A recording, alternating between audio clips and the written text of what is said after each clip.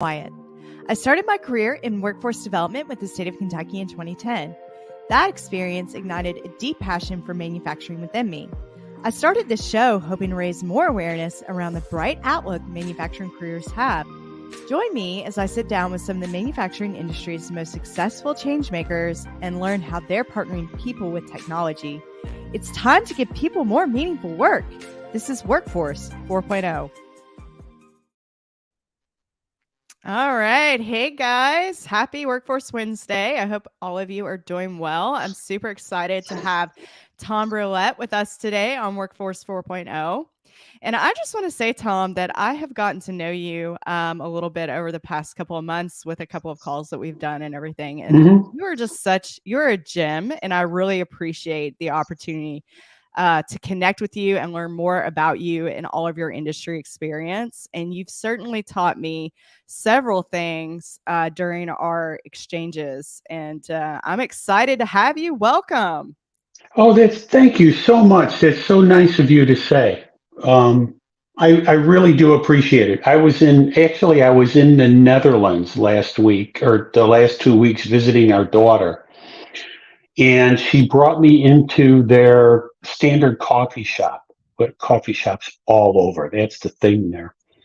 And so we ordered the coffee, and I talked to the barista for a bit. And we came back the next week, and it was a different person. And she said, "Oh my God, you're Olivia's father." And I said, "Yeah." And she said, "Well, the person that was here last week said you were such a charmer. They enjoyed talking with you and getting to know you a little bit. And it's a different person." So, my philosophy is that it costs me nothing to get to know people, to respond to people, and to smile at people, because it's many times it's what gets people through the day. So anyhow, I'm glad. Thank you so much for those kind words, and I appreciate you including me on your show. Absolutely. We kind of got, I reached out to you because I was very interested in learning more about the digital supply chain. And, after speaking with you, I was just like, oh my gosh, you've got to come on my show and talk to everybody. Yeah. I am starting, I'm starting to develop out a service, a solution service, a consulting service, I should say, from the digital supply chain and visibility, because it is such an important topic right now. And, visibility is it is the cornerstone, the foundation of the digital transformation in supply chain. And I don't think in many cases it gets its fair share. It gets a fair view. Because I see the supply chain and the digital supply chain as shifting rapidly from a cost reduction focus to a business enhancement and business capability focus. And I think that over the years we've done such a good job at focusing on process and procedures and flow that we can also extend that perspective, that viewpoint, into other areas of the business to improve everything. So anyhow. Interesting. Yeah. And I know the supply chain has been such a hot topic over the last couple of years with COVID and everything. And it seems like demand's going through the roof. And then when I was talking to clients or manufacturing companies that are, trying to understand their challenges during that time, which were, I think, quite unique. It seems to me like a lot of them had a huge problem getting the supplies that they needed to even push the product. So, the supply chain is kind of a hot topic. It was a bit of it was a bit of awakening and a realization, I think, for the supply chain, because what we came to realize is that after about the fifth time that we said, "Oh, this is a 500-year flood," or "This is a 500, a 100-year pandemic, I think people started to realize, well, maybe we need to look at this as not once in a lifetime, but as a regular occurrence. And I think that's where we're at right now. And I think it gives a lot of opportunity to the workforce as well. You know, the point of the matter is that we need to make our work more interesting to engage people so that they are actually using their head and providing value rather than simply moving boxes or picking something up here and setting it down there or clicking a box on the screen. It's not going to make anybody's life better, and it's not going to move us forward. I learned a long time ago the way to understand something is to actually go out on the floor and do the job. I love that. Hmm. And that's I hear that a lot from my HR people. They're like, we try to get out there and we try to talk to our employees and engage with our employees as Hmm. well. Hmm. So I think that's really key to building that culture, Yeah, yeah, and then absolutely. improving your retention. But that kind of gets into more in depth of our conversation. And before we get too far down the rabbit hole today, I've got to ask you, what is your favorite karaoke song, or just your favorite song? Because I love music. I think, this is the toughest question. First of all, my favorite performer is Brian Ferry, and the band would be Roxy Music, and I think my favorite song would be "The Thrill of It All" by Roxy Music. So it's just a lot of their music is just so haunting that it really catches it always caught my attention, put it that way. But that's what I would say, yes. Now, is it a karaoke song? Hell, I don't think I've ever seen anything. um, Could be. Anything by Roxy Music on the on karaoke. That's a new one So for me. I'll have to check this out. Roxy Music. check out Roxy Music. It is a bit of a it's a it's a bit off the beaten path, let's say. Um, but they've been around since the late '70s, actually.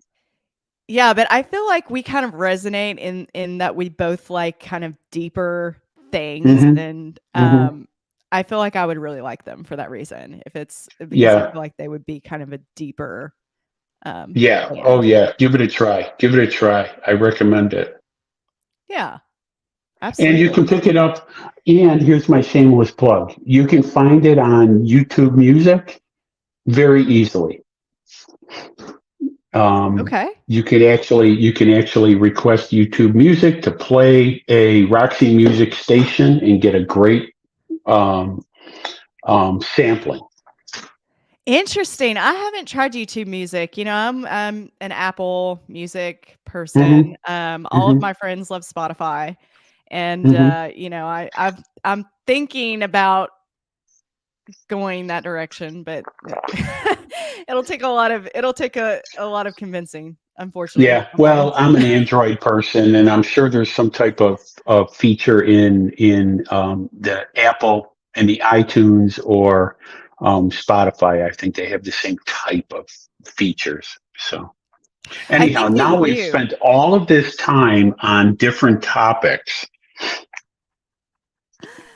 Yes, yes, we'll rein it in. And if you are watching today and you just want to say hi, drop us a hi in the comments. Let us know where you are, and if you have any questions for Tom, um, just drop those as well, and we'll go through those as we're going along today. So, yeah, let's go ahead and get started with some of this deeper stuff here. Speaking of which, on the supply chain. Hmm. I think it's really interesting that we went through this time period, COVID, for a multitude of reasons, obviously. But with the supply chain and how it relates to the supply chain, it really made us get smarter as an industry on how we utilize the supply chain and what we can think about moving forward, future possibilities, or supply chain 4.0, if Mhm. that's a thing yet. But where do you see the future of the supply chain moving in 10 years? And how's that different from like today, how we see it today? I see over the next 10 years a greater and greater uh, integration across all the partners from end to end. Um, so from the extraction of raw materials through the manufacturing, through the shipments, through the wholesaler, through the stores, through the customer, and then eventually, as appropriate, the customer return back to the suppliers. So that whole concept of a circular supply chain in a circular market is going to become more and more prevalent. And as proof, we are starting to see a growing interest in this concept along with sustainability globally. And in fact, Europe is basically leaps and bounds ahead of the U.S. in their commitment to reduction in their carbon level footprints. And this is where the visibility really comes into play, because you cannot measure anything and track anything unless you have a, a, a unless you have detailed visibility from the very beginning to the very end. So, I think we can count on that over the next 10 years. I think the next thing would be um, more of a global supply chain. I see that I see a need. I see the supply chain changing from a lowest cost focus to a uh, availability focus. So, in other words, right now, during the pandemic, what was highlighted, and if you take the microchips as an example, what was highlighted was that it's generally a bad thing that they're sourced from one location, especially if that one location, that one country, has a shutdown. So now everybody's impacted. So, what I mean by a globalized supply chain is that it just makes sense to blend suppliers. So we'll have a supplier in well, the microchips are in Taiwan. We'll have a supplier in Taiwan, and then they're also building plants in the U.S. and in different global locations, so that you can supply chips from multiple different areas and offset any kind of disruption that you're seeing. The disruptions that we've been seeing, one significant portion of it was the availability of the product and the shutdown of manufacturing in certain areas where if it's only manufactured in China and China shut down their factories, well, guess what? But the next thing that we saw was the packaging of the product. Okay, so let me give you an example. My favorite example was dairy and milk. When the pandemic shut down all of the schools and work locations and businesses, it created a shortage of milk in the grocery stores, right? All of the milk, the milk shelves were empty. And that was not because there was not enough milk. It was because the milk could only be packaged in institutional sizes. So, you know, that's again where visibility comes into play. And so your demand forecast and demand execution is going to be another significant focus over the next 10 years to get better at planning and managing the inventory. Yeah, I think, and come to think about it, I was in Publix the other day, actually. Imagine Mhm, that. mhm, Because that's what we have here is Publix. But I was in Publix the other day, and I don't know if you've noticed, packaging was a huge deal during the pandemic, and like we have still adopted some of those workarounds. I think if you go to the store. Do you remember? I remember there was a company in Bowling Green called AEP, and mhm. they produced the plastic bags for the Frito-Lay. Okay. So like all Uh-huh. the individual chips. But do you guys I was thinking about this the other day and that's why it came across my mind, but do you remember when we had those plastic bags? And now if you go to the store, it's at least here, if you go to the store, it seems like we've completely replaced those with cardboard. And I Yeah. think that Yeah. was a symptom or like I guess a side effect of that. Well, a third factor that's going to play heavily in the supply chain over the next 10 years is the sustainability.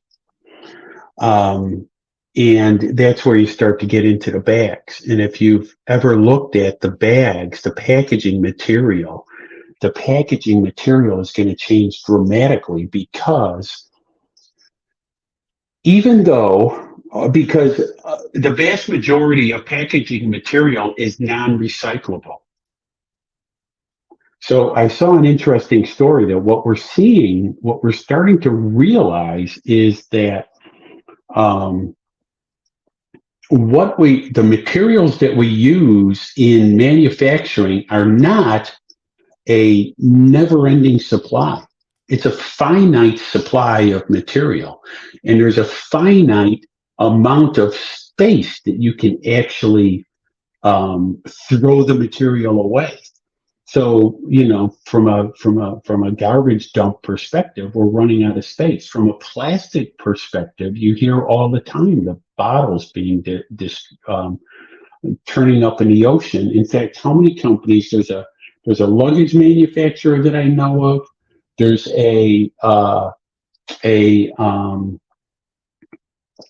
it's a it's a it's a it's a company that pulls the plastic bottles from the ocean, and they reprocess the plastic into beads and jewelry that they sell in order to fund their work. But if you take a look at everything that you have in your house, not everything, but as you're going through things, as you're eating your potato chips or whatever, and it's in a box, take a look at that and see if it's recyclable. Take a look at the plastic is unbelievably unrecyclable.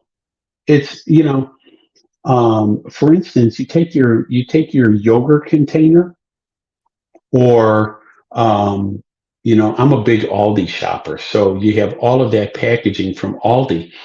The yogurt containers are my favorite example. The the wrapper around the container is not recyclable, and so in order to get it recycled, you have to do extra work. And who's going to do extra work? Certainly isn't. I mean, your first reaction is, hell, that's too much trouble to take the wrapper off. You know, um, but it's going to get interesting because since China quit accepting our garbage, our recyclables, we're going to run into a significant problem, and we have to reuse that. And that's where the whole circular supply chain comes into play, Mhm. right? I'm an old man. When I was a kid, we had glass bottles for everything, Coca-Cola and all of this, milk and everything. When I was a kid, if you were lucky enough to have a milkman, he would come and deliver the glass bottles to your house and take your empties away. And they would take those and sanitize them and reuse them. Now, the plastic bottles themselves are maybe recyclable, but that little twist cap that leaves the ring around it is not. And so the whole bottle is garbage. So we have to start looking at these things in a different way, and how do we, and so tying that back to visibility, take a look at sustainability and ESG. ESG stands for environmental, social, and government regulations. Okay, it's a climate, if you will, a measurement of your carbon footprint measurement. What I find fascinating is that there's 3 areas of measurement that are generally accepted, generally followed. They break them down into 3 scopes: scope 1, scope 2, scope 3. So scope 1 is your internal things like your office work, or scope 2 might be that. The second scope is how do you process that and how do you handle that internally. Scope 3, though, is the complicated one. Scope 3 takes into account the carbon measurement, the carbon footprint, what it costs from a carbon perspective from the raw material to the customer delivery.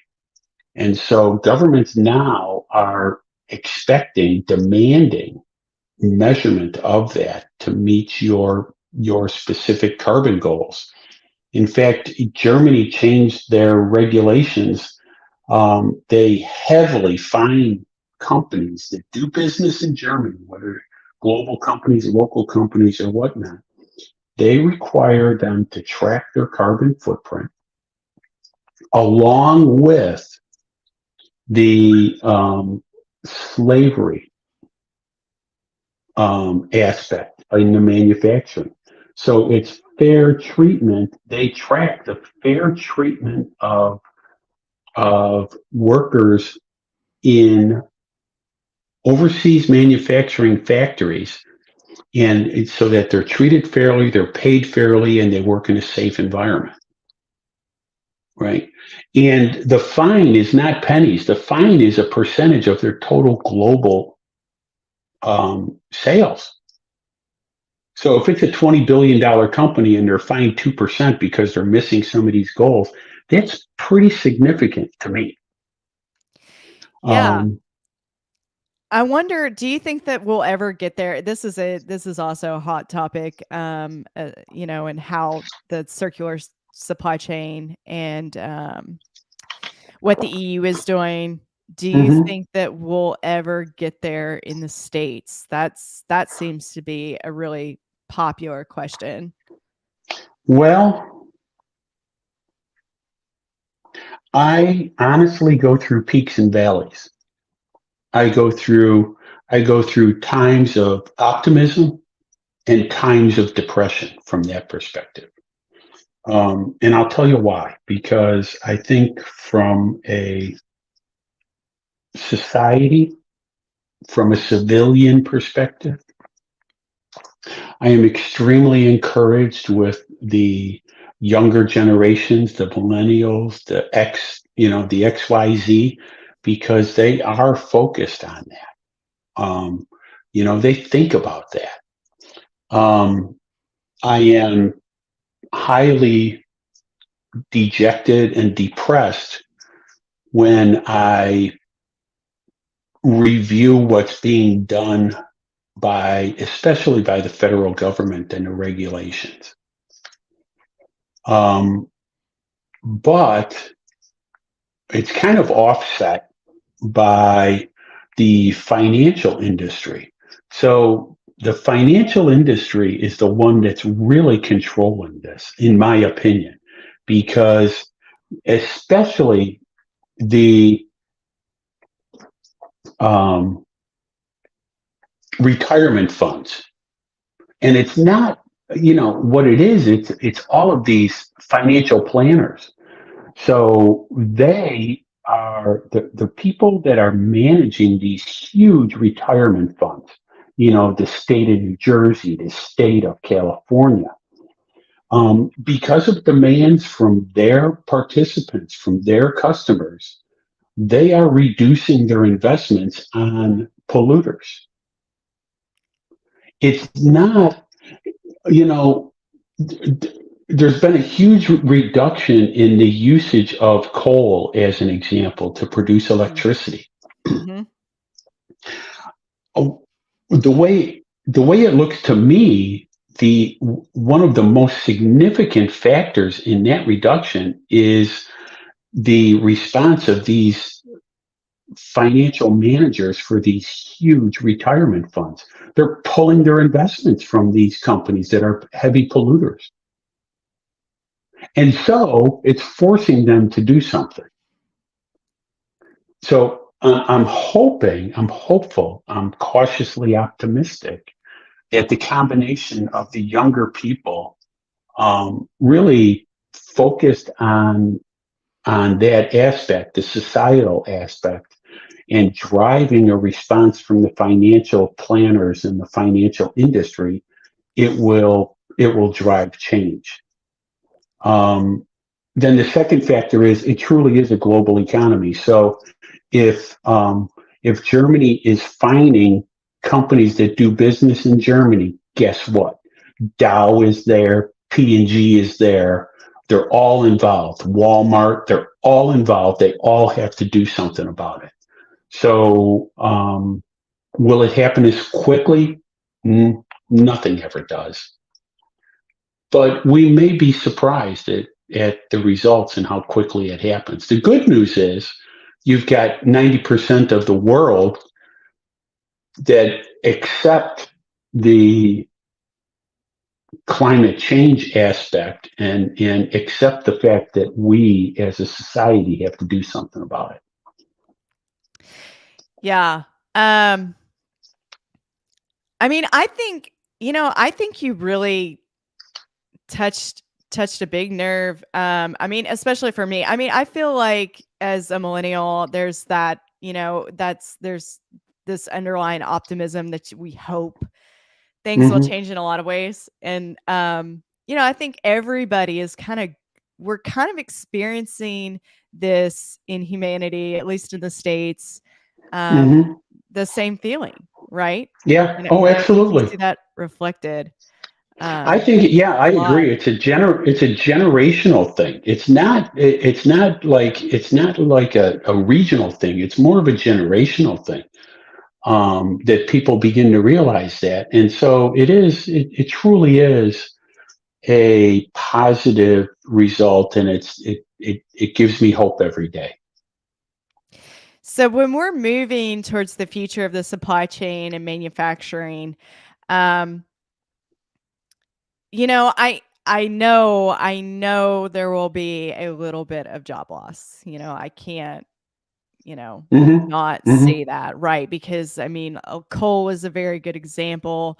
That was a thriving industry in Kentucky where I was born and raised for, decades. And then, as the restrictions on coal grew, we saw a lot of coal miners lose their job and unemployment increase and all that. But as a positive takeaway to that, there is a nonprofit up there that's doing a lot of work on retraining and reskilling those that have been affected by that community, called ECOMI. So I think, that use case is very applicable for any other like manufacturing or supply chain jobs. Right. But what jobs do you think will likely be eliminated during this transition to digital supply chain? And what jobs do you think will come out of this as a replacement? I think in broad brushstrokes, the jobs that will be eliminated are the jobs that are more 100% manual.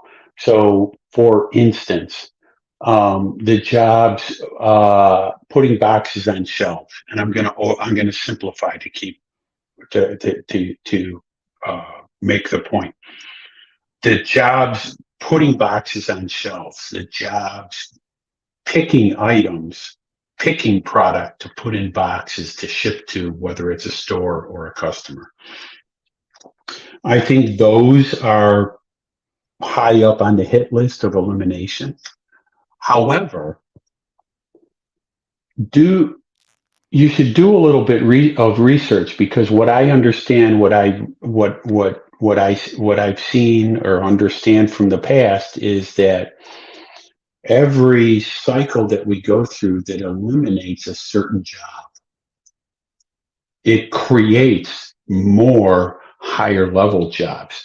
So I may lose, I may lose a million manual labor type jobs. And I'm just throwing a number out there. Yeah. By the same token, there will probably be 2 million jobs at a higher level, different type of job, but at a higher level, a little bit more complicated, that will be generated. So generally speaking, broad brushstrokes, the jobs that are eliminated are more than replaced with the next level job, the next version job, the next generation job. So, and I think that kind of plays into your whole focus, your whole comment there, or your whole point there is how do we retrain and expand the workforce for these new types of jobs? Exactly. You know, they're not, I hate to say it, or I don't hate to say it. People have to realize this is not rocket science. I'm sorry. Again, I'm an old man. I've been in the supply chain and IT for, I think, longer than you've been alive, which is a scary thought for me. But when I started off, IT was called data processing, and it was taught as a skill like a bricklayer or a carpenter. So I went to work for I went to work for Sears Roebuck, and they put me through a 13-week training program. And coming out of that, I knew how to code. I knew how to code. I knew how to test, and the rest, as they say, is history. Now you've got 4-year degrees, 8-year. You've got a boatload of different types of degrees. But think about this. When I was starting off, there was no such thing as a data scientist. There was no such thing as data analytics. So my one job really turned into a half a dozen or a dozen by specializing in different things. So as you go through this, we're going to find that there's really going to be a lot of new jobs, interesting jobs that will provide, that people will feel bring value. They'll feel good about doing it. I mean, very simply put, coal, I think of coal as being replaced with solar in many aspects. And wouldn't it be nice, instead of going down into a black hole and breathing carbon, coal dust, and all of those health concerns, you're actually working in a nice, clean factory. Your fingernails never get dirty, and yet you're making more money than you ever did going into that dangerous environment and producing something that moves the country forward. That's where this all comes into play. That's how we affect the change. Preach, Tom. This is why Tom is on the show, because he will light you up. He will get you good and riled up and ready to go take on the world. And Mm-hmm. I love that. I was writing a lot of that down some of your quotes that you just had Mm-hmm. there because I think they're just so powerful. It's not rocket science. And I think it's interesting because so I'm a millennial and Mm-hmm. we had this conversation I think previously as well. But my generation, we're just kind of looking around like I'm not gonna lie. I think a lot of us we're a little freaked out. Okay, we're looking around. We're a little Mm-hmm. freaked out. Okay, that things aren't like the housing market's crazy, and we got the Yep. banks melting down. I mean, it's we're a little freaked out. Mm-hmm. And so we're kind of looking at workforce in the same light. We're like, how in the world did previous generations cross that bridge? How did they go from, um, you know, how do we get here, right? How do we go from apprenticeship programs and in-house training and all of this to just like our 4-year degrees, which Mm-hmm. both programs are awesome, but how do we get in this labor shortage, right? Yeah, yeah. I've come to believe my opinion. I've come to believe is much of this is quite frankly a financial discussion. There is money to be made in training programs and college degrees. They had it was very simple at one point in time, and now you've got you could get a college degree for 25 different types of nursing, for instance. And a lot of that is, I mean, it's directly related to how much money can these schools make selling these degrees, basically. Um, Things are going to, and the other thing is that we're going to start to see an increase in velocity. The changes are going to occur faster and faster because the technology is driving that force, right?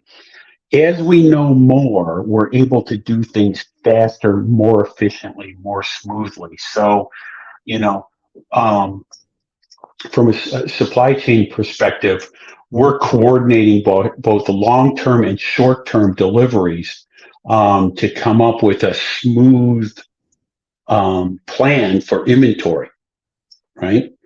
So you think about that, and that's starting to shift to other areas. It dawned on me the other day. I was reading an article on the on the economy. And the author was saying, well, you can't plan on the economy because things are changing so much. And I thought, that sounds exactly like what people were saying about the supply chain 5 years ago.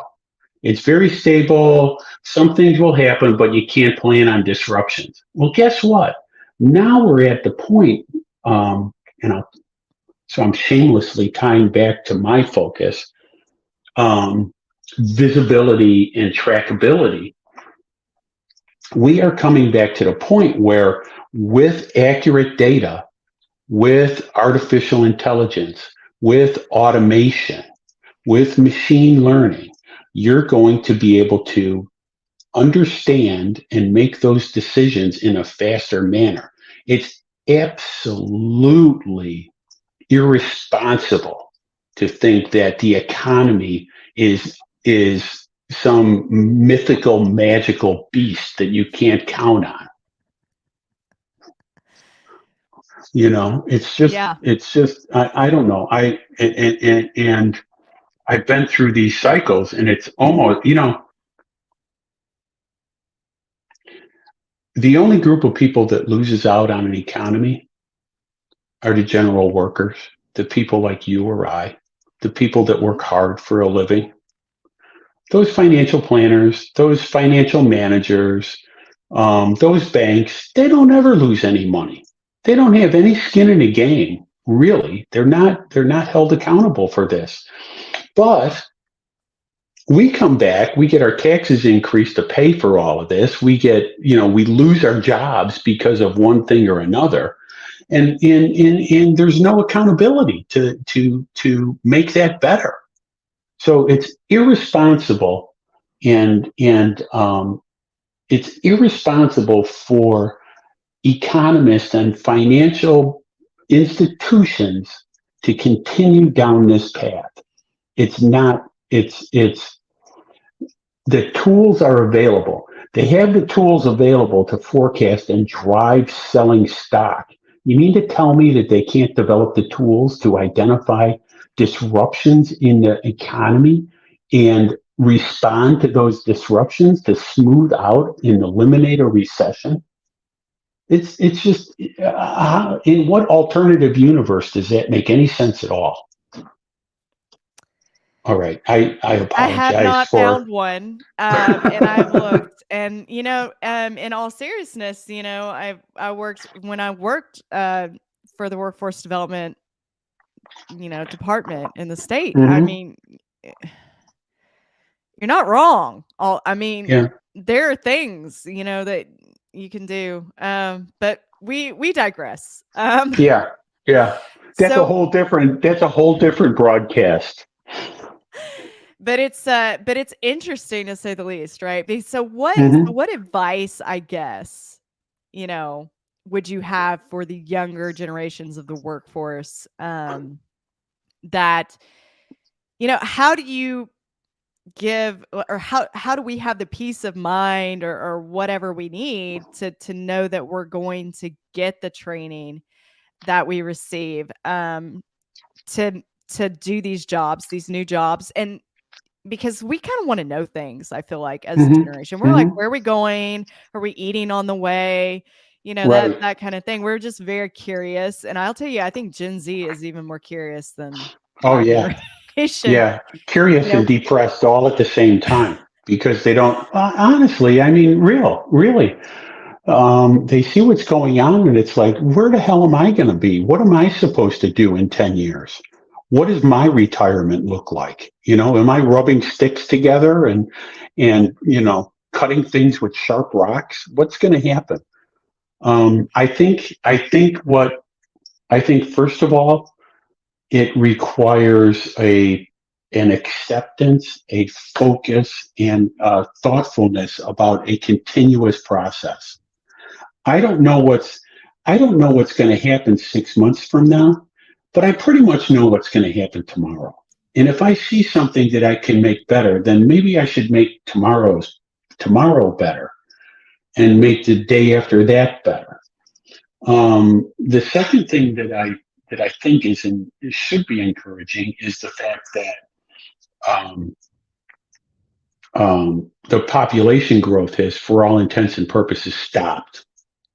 And so there's only a certain number of people. And so because there's only a certain number of people, I believe it will drive a greater focus on retraining, retooling. I'm mhm. hopeful, you know. And the third thing is to be creative. You are not, I think that two things are going to are happening. We're in the midst of two significant changes. One is driven by that gig economy. Um, And the second thing is related to the velocity of change that we're seeing. You know, I may not be doing the same job tomorrow that I'm doing today, but the skills that I use or learned for today's job should allow me to work into that new job. So I need to be creative to understand and really plan or make that play on how do I move to a next job, but always focus on I can only count on one job at a time. I can only count on today because tomorrow or next year, I don't know what's going to happen. Which is significantly different. When I was young, you worked for one company for your life, and you got a pension, and as long as you worked hard, you were set for life. Um, and we went through a series of changes and revisions to that until now we're at the point where I tell people over and over, a long-term job is 3 years. if you 3 to keep your 5. job for 3 to 5 years, that's a long time. And you need to start thinking about that. And where am I going to be 3 to 5 years from now? What am I going to be doing? Because the velocity of change is increasing. And so that's kind of, you know, in by the way, one of the bigger inhibitors that I see is the whole healthcare industry. Because on the one hand, I have a gig environment coming into play, and people have to be able to change jobs. They're not actually working for a company. They're contracting their time for a period, they're contracting their labor for a period of time. Where is their healthcare coming from? Because traditionally, the healthcare industry in the US was developed based on the fact that people spent their lifetime at a job. Now people aren't doing it. So that healthcare system needs to be retooled and reevaluated, I think. And that's one of the things that we're going to see coming out of this as well. Yeah, I think so too. That's an interesting perspective. What do you think? What do you think companies, and should they embrace this? I feel like I'm in the camp of companies need to embrace the fact that there are a limited number of workers when the jobs change, right? And as they progress and transition, it would benefit them more to be more proactive in their approach to reskilling and upskilling and all of that than it would be to choose the other road Right. and not Right. invest in their workforce. That's the camp that I'm in. But I'm interested to hear more of what your thoughts are and what companies, or if they even should, lead that change on their own. I think my firm belief is that companies have a societal responsibility. Companies benefit from the society that they work in and that they support. The simplest example is that no major company would ever survive if they had to build their own roads. So we have a government that builds roads, builds highways, supports the rail system and all of that. And don't get me wrong, I think that's a great thing. But I think that companies have a responsibility to maintain their workforce and not push those responsibilities off to somebody else, because there's nobody else there, right?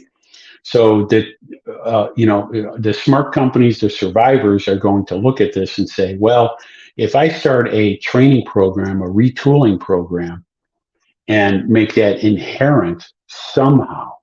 You see that a lot now with LinkedIn. LinkedIn has all of these training classes available online. Companies are going to, in order for companies to survive, they're going to need to do something along those lines. And they're going to need to realize that if I were a company, if I were the CEO of a company, a large company, quite frankly, I would be pushing for a Medicare for all type medical program, because it increases my flexibility. And, these companies pay a crap ton on benefits and healthcare and insurance and all of that. And it would just make sense. They could save money if we had a different type of system. The And problem, liability though, too. right, That's and a huge thing. liability. So you're talking about flexibility and being able to shift jobs, and these companies are destroying as many jobs. They're destroying jobs while they're creating jobs. But the people, especially the millennials and the Gen Z and the Gen X, like you said, they're looking at it as I want something that adds to my social goodwill, my feelings. And if you're a crappy employer, I can go anywhere for a crappy employer, So don't be surprised when I leave. But that's going to drive, how do you. So if I were a big company, I would be pushing for a universal medical coverage. I would be willing to pay into that the amount of money that I'm currently paying insurance companies to standardize that, because what happens is it increases my flexibility, my workforce flexibility. I can shrink and grow my workforce at will without a huge focus on how much is it going to cost me for added benefits and all of this other stuff. So that's kind of what I would see. That's what makes sense to me. But again, I'm just a guy on the street. I'm not in charge. I'm not. I hear you. So I'm the same. I'm like, really, we should be doing this. Crickets. yeah, exactly. Okay, Tom, I've got one more question here. If you've got a little bit more time. Okay, I do. And we kind of touched on reshoring a little bit, I think, earlier in the show, but from a Mm-hmm. geographical perspective, and I know this is a part of workforce development. We talk about recruiting, we talk about training, we talk about all of that good stuff, but site development, greenfield site development, is very critical to the workforce development process as well. And since it seems like there's going to be an upcoming shift in reshoring and nearshoring in the United States as it relates to the supply chain, and through some of the lessons that we learned through COVID, where do you think the best geographical locations would be for some of these incoming sites? Well, first of all, I think it depends on the product that's being manufactured. But second of all, you've got to take a look at, you can't make a selection without taking a look at cost, right? From the U.S. perspective, you got to take into account labor, right? So I would see if it were me again, I would see an increase in manufacturing, especially high-end manufacturing, complicated manufacturing in more rural areas. And because I think that's a good projection, because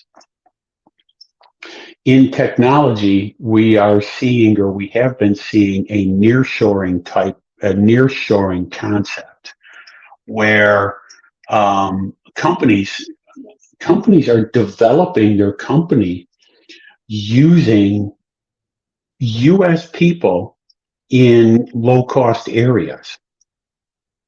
So, from a technology perspective, if they spend a relatively small amount training people up to do development in a low cost area, something along the lines of the country, the rural areas that are losing jobs, they can deliver at half the cost. So I see that as a viable option for manufacturing and new plants.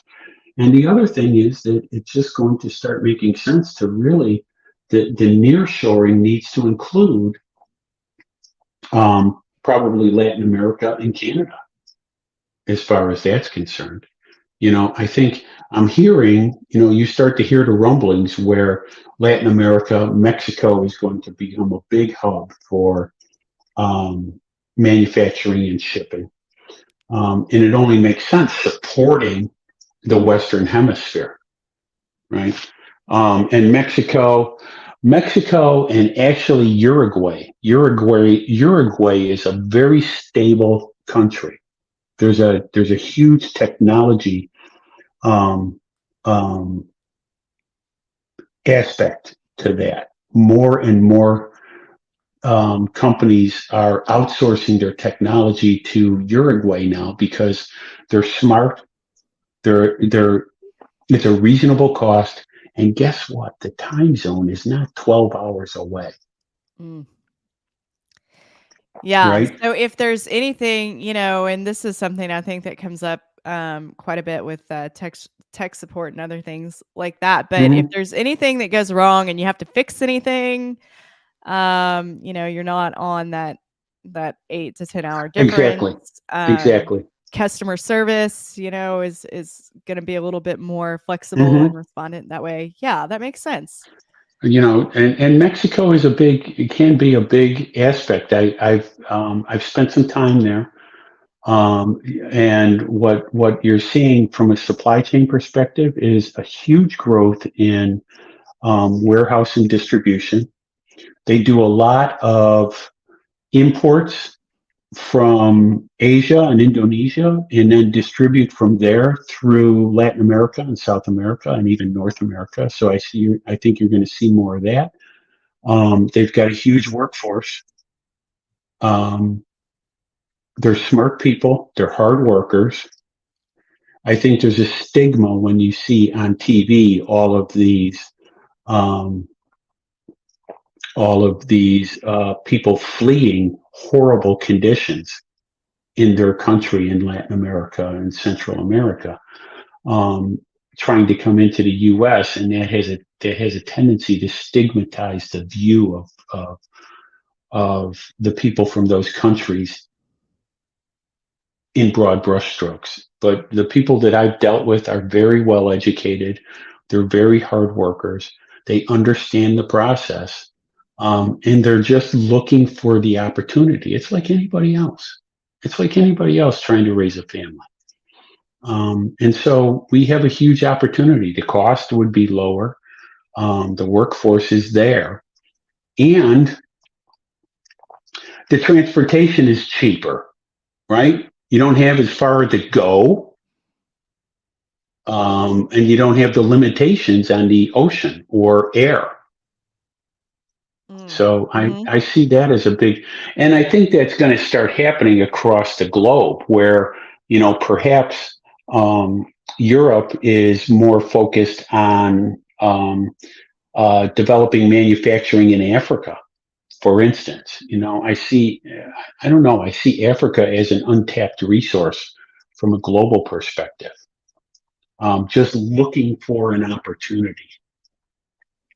Um, so, Yeah. you know, um, and that could go, there's a lot of unintended consequences that you don't realize are there. We have a lot of conflict in the world because we're so dependent on oil, for instance, right? So Could be. these Yeah. some of these underdeveloped or developing countries, if you were to give them a path forward, you could eliminate a lot of hardship, a lot of problems. So that's kind of where I see it. Hmm. Yeah, that's some great stuff and really interesting. And as always, Tom, I really appreciate the deep dives. I think, I love deep conversations like this, and I love Hmm. all of the rabbit holes that we end up going down. And it just it gives me some stuff to think about and focus on, and really kind of visualize for the future. So Hmm. I appreciate Hmm. that. Good. I'm Um, glad. Absolutely. Before we go today, for everybody Hmm. that's watching, what is the best way to reach you or contact you? Probably through LinkedIn. Okay. And I know you're writing some articles on your own. So Tom is Hmm. also out there making waves and creating as well. And I'll feature those in a post Good. later Uh-huh. today. But Yeah, but tell if us. anybody wants to look me up on LinkedIn, there's not too many Tom Brouillettes out there. Um, and it's relatively straightforward. And I'm always, I'm continuously watching for it, and I'm open to new contacts. Awesome. Yeah. I feel like Tom is a very open-minded individual. Anyway, so just reach out to him on LinkedIn, send him a message, and connect with him there. Yeah, that'd be perfect. Thank you so much, Ann. I appreciate the opportunity. Absolutely. Thank you, Tom. I really appreciate it. I know we went over a lot of stuff today, so I'm really excited to go back and rewatch this and catch all of this good stuff. Thank you to everybody watching today. Really appreciate it. And we will see you next week on Workforce 4.0. Great. Thanks. Bye now. Bye.